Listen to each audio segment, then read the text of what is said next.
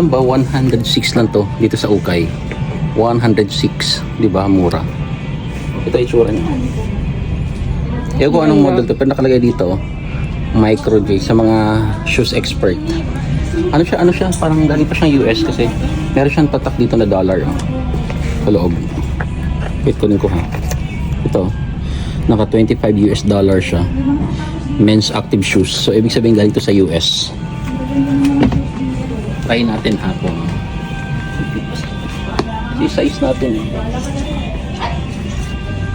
Ay, sakto. 106 lang. Steph Curry. Ito, ang ganda dito. Ako dito. Ito, ang ganda dito. Ano pala siya? Under Armour. Made in Vietnam. You know, guys, bagong-bago pa siya tingnan.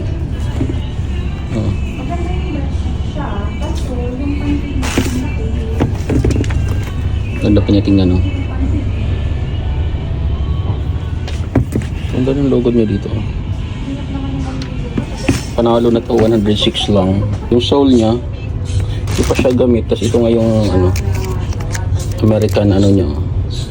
Hindi pa to siya nabenta. Pina-okay na yan. Men's Active. $25 siya. Kunin natin to. Good as new. 106 dirhams.